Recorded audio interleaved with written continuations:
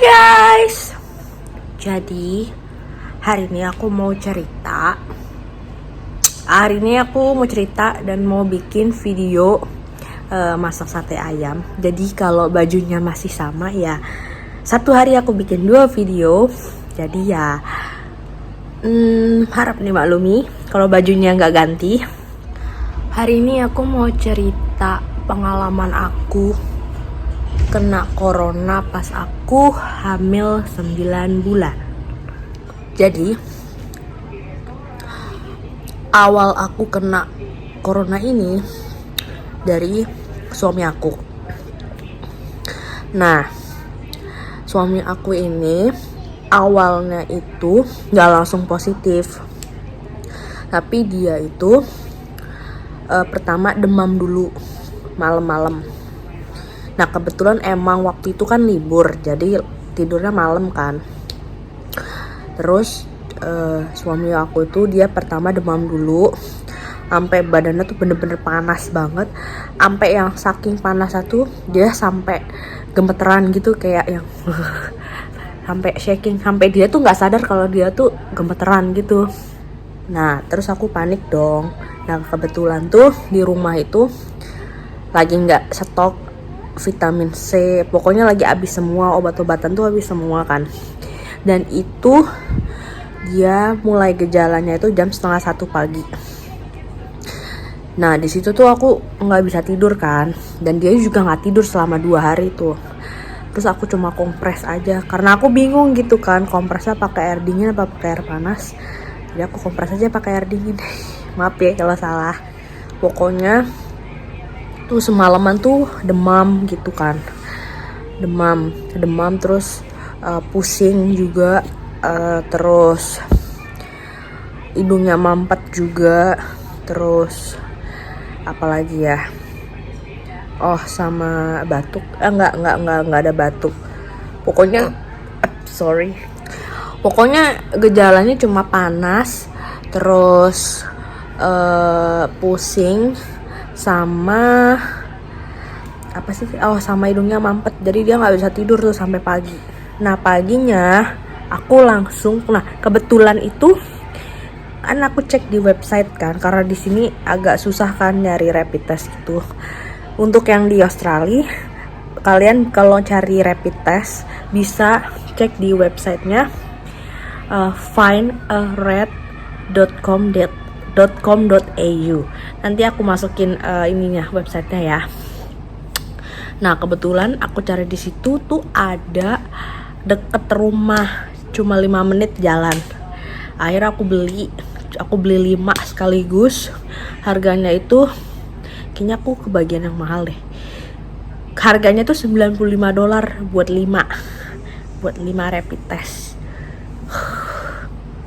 Terus udah kan, aku pulang ke rumah langsung tuh aku cobain, aku colok hidungnya ya. Nah udah colok hidungnya, terus aku tetesin ke ke alatnya itu.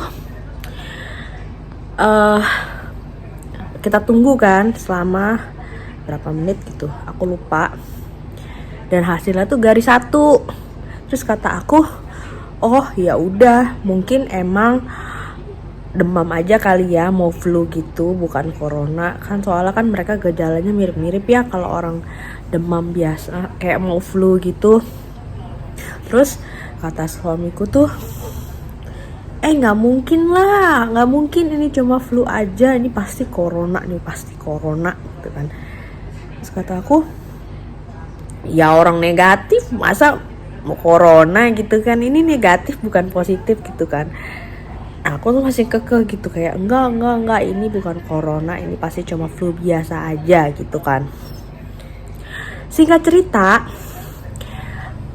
udah tuh berlalu kan, udah sembuh tuh. Dia cuma sakit selama 3 hari ya, 3 hari tuh dia udah sembuh. Tapi kata dia badannya itu walaupun udah sembuh, udah nggak demam, udah nggak sakit kepala, udah nggak mampet hidungnya gitu. Kata dia itu badannya itu masih sakit gitu kan, kayak otot-ototnya dia tuh kayak masih sakit gitu. Pokoknya tuh kata dia, waktu lagi jalan di mall, dia bilang, oh badanku ngilu ya gitu, ngilunya tuh belum hilang gitu. Terus kataku, salah tidur kali, salah bantal. Kata dia, enggak kok, ini rasa ngilunya tuh sama kayak pas dia sakit itu. Akhirnya karena masih ada sisa rapid test, kita tes lagi tuh. Dan ternyata jeng jeng jeng jeng, hasilnya garis 2. Maksudnya positif corona. Dan kita kan kayak bingung gitu ya, kayak loh ini udah sembuh loh, sakitnya udah seminggu yang lalu, kok garis 2 gitu kan. Maksudnya kayak kok bisa positif gitu ya kan, sedangkan waktu sakit dia negatif hasil tesnya. Akhirnya dites lagi tuh pakai rapid test kan, hasilnya tetap garis 2.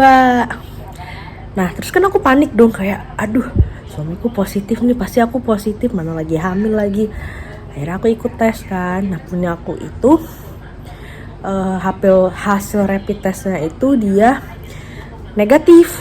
Terus kata suamiku, ini nggak masuk akal nih kalau misalkan saya positif kamu negatif gitu kan, soalnya kan tidurnya bareng, pokoknya apa-apa bareng, kayak nggak masuk akal. Pokoknya kalau gua positif ya lu harus positif gitu ya kan, biar masuk akal. Nah terus akhirnya karena kita bingung, penasaran, karena nggak masuk akal juga, akhirnya kita PCR. Nah kebetulan di dekat rumah aku itu, deket tempat tinggal aku itu, dia ada tes PCR gitu kan, jadi tinggal jalan doang sekitar 10 menit. Nah pas kita kan udah tes tuh, kita tunggu hasilnya sekitar nggak nyampe 24 jam sih. Pokoknya tuh kita tuh kesana tuh udah sore gitu kan, sekitar 12 jam lah nunggu. Hasilnya tuh dikirimnya itu kita dapat hasilnya sekitar jam 3 pagi apa jam 5 pagi gitu ya kan.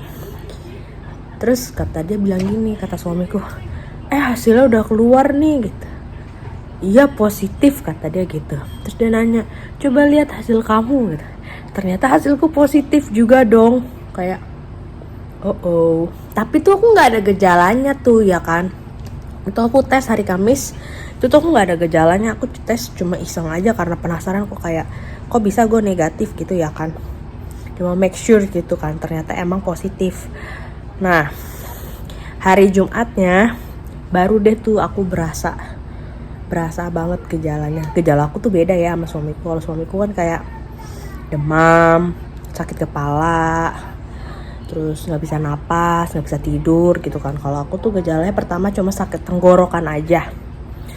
Sakit tenggorokan tuh sakit banget. Kataku, buset, ini yang simptom yang mild symptom aja tuh sakitnya kayak begini, buset, kayak kebakar gitu tenggorokannya. Mana nggak ada larutan lagi kan. Aduh aku banyakin tuh minum air putih, terus madu campur jeruk nipis karena aku nggak punya lemon kan. Aku minumin tuh pokoknya setiap, nggak tahu karena aku mikirnya karena ini obat alami nih, bisa kapanpun bisa aku minum gitu kan. Kalau udah mulai nggak enak, udah mulai kebakar rasanya itu, langsung aku minum itu kan. Aku tuh takut mau ambil paracetamol atau ibuprofen itu, aku takut banget karena aduh boleh nggak ya. Nah terus kebetulan aku ini kan ada appointment ke rumah sakit, sama ada kelas terakhir kan, kelas ibu hamil yang terakhir gitu sebelum lahiran. Telepon katanya datang nggak hari ini. Kataku, aduh sorry aku lupa ngabarin kalau aku tuh positif, jadi aku nggak bisa datang. Akhirnya mereka langsung kayak interview gitu kan, kayak gimana gejalanya, apa aja yang rasain ini enggak, rasain itu enggak, terus ada obat apa yang kamu ambil, maksudnya kamu minum obat selama sakit tuh, kamu minum obat enggak gitu. Terus kataku, enggak, aku dia paling cuma jus buah terus madu sama lemon gitu-gitu aja karena nggak berani kan. Terus kata dia, oh yaudah nggak apa-apa, yang penting jangan lupa minum gitu kan. Minumnya jangan yang air dingin, minumnya yang kalau bisa air anget, kalau nggak air biasa aja. Terus sebenarnya boleh tuh ambil paracetamol kalau emang udah nggak kuat kan, tapi karena aku masih kuat dan aku juga takut, jadi aku nggak minum paracetamol. Nah kalau suami aku tuh kan gejalanya langsung brek barengan gitu kan, kalau aku tuh enggak. Jadi misalkan kan aku sakit tenggorokan dulu nih, terus sakit tenggorokannya udah hilang, batuk, terus batuknya udah hilang, hidungnya mampetnya hilang, pileknya hilang, nggak bisa nyium, nggak bisa ngerasain. Jadi kayak gejalanya tuh apa ya, bergantian gitu. Maksudnya tuh gejalanya tuh kayak nggak langsung sekaligus. Kalau suami kan sekaligus, kalau aku tuh kalau udah ini udah sembuh, ntar muncul yang baru. Ini udah sembuh, muncul lagi yang baru. Begitu terus selama seminggu. Nah, jadi kan kata pemerintah kan ada tuh langsung dikirimin SMS gitu kan, suruh isi kuesioner gitu kan, isi data diri, apalagi kalau lagi hamil kan. Nah, terus aku udah isi kan. Kata mereka isolasi selama 7 hari. Jadi dari Kamis ke Kamis kan isolasi. Nah hari Rabunya kan udah mau seminggu dong, aku tes lagi, rapid test kan. Nah itu tuh masih positif kataku. Aku udah kayak ya ampun, ini udah mau seminggu masih positif gitu ya kan. Harus berapa lama nih di rumah gitu kan, karena bosen banget gitu ya kan, isolasi seminggu di rumah aja, nggak ngapa-ngapain, nggak keluar. Terus aku tes lagi hari Jumatnya, alhamdulillah udah negatif. Jadi kalau di sini tuh kita nggak perlu PCR tes lagi. Pokoknya kalau misalkan 7 hari kalian udah nggak ada gejala tuh kalian udah boleh keluar, udah nggak perlu isolasi lagi. Tapi kalau masih ada gejalanya, kayak misalkan masih pusing atau masih pilek atau masih apa gitu kan, gejala-gejala yang COVID itu, kalian harus tetap isolasi sampai bener-bener udah nggak ada gejala gitu. Jadi kalian nggak perlu PCR test lagi, sebenarnya nggak perlu rapid test lagi, nggak perlu ngabarin ke mereka kalau gue udah negatif gitu, udah nggak usah. Pokoknya selama udah nggak ada gejala COVID, udah isolasi seminggu, ya udah boleh keluar tuh. Terus kalau ada yang nanya kalau lagi hamil gitu bayinya kena COVID nggak? Aku udah nanya ke dokterku, katanya selama ini kalau ibu hamil kena corona tuh dia nggak akan nular ke bayinya. Bayinya tuh nggak selama ini nggak kena COVID, jadi cuma ibunya aja. Terus kalau misalkan ada yang tanya, terus kalau misalkan udah 9 bulan nih, kalau amit-amitnya mau melahirkan gitu tapi masih positif gimana gitu kan.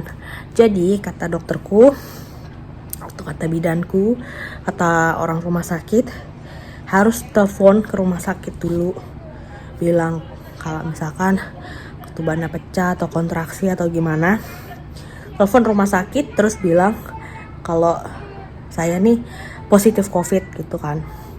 Nah ntar mereka bakal kasih kita telepon, itu biasanya nomor teleponnya 000 ambulan buat jemput kita ke rumah, dari rumah ke rumah sakit.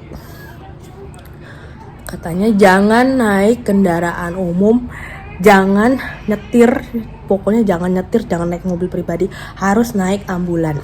Kenapa nggak boleh pakai mobil pribadi? Takutnya yang nganter kita dia nggak kena COVID, maksudnya dia negatif COVID, dia nggak positif COVID, gara-gara nganterin kita dia jadi positif. Jadi kita harus telepon ambulan. Jadi ambulan itu ntar yang jemput dari rumah kita dan bawa ke rumah sakit.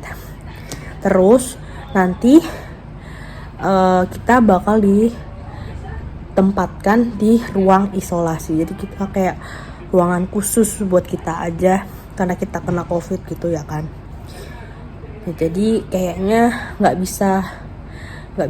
leluasa gitu, nggak bisa minta birth, nggak tahu sih bisa minta apa nggak. Pokoknya cuma di ruang isolasi aja kalau amit-amitnya pas lahiran positif COVID gitu. Oke teman-teman, sekian cerita aku hamil kena corona, hamil 9 bulan kena corona. Kalau ada yang punya pengalaman yang sama hamil dan kena corona, boleh banget untuk komen, boleh banget untuk cerita pengalamannya. Dan please jangan jangan ngejudge, karena pengalaman satu orang dengan orang yang lain itu kan beda-beda ya. Jadi ya tolong dihargain aja kalau ada yang lagi sharing pengalamannya dia, walaupun mungkin beda atau sama, ya udah, itu pengalaman tiap orang, pengalaman dia, pengalaman saya, pengalaman Anda. Jadi ya please tolong komen, cerita, sharing apa yang kalian lakukan, apa yang dirasakan di kolom komentar. Terima kasih sudah mau nonton, mau mendengarkan, mau nemenin aku cerita selama hamil kena corona ini. Semoga bisa jadi pelajaran. Pokoknya harus tetap semangat, nggak boleh putus asa, harus tetap semangat buat sembuh. Thank you so much for watching, and I'll see you the next video. Bye bye.